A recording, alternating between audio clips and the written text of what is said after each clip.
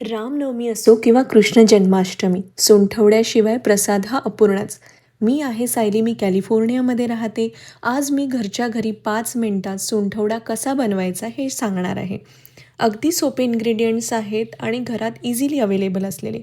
खडीसाखर, सुकं खोबरं, ड्रायफ्रूट्स, तूप, धने पावडर, वेलची पावडर आणि सुंठ पावडर. सो एवढेच इन्ग्रेडियंट्स आपल्याला लागणार आहेत.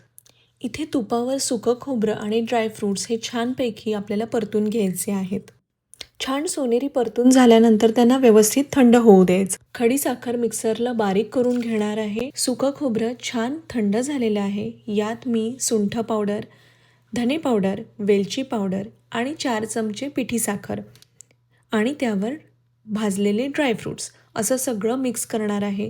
आणि आता आपला हा हेल्दी पाचक असा सुंठवडा रेडी आहे. तर मग 5 मिनिटात होणारा हा सुंठवडा या रामनवमीसाठी तुम्ही स्वतः बनवणार का?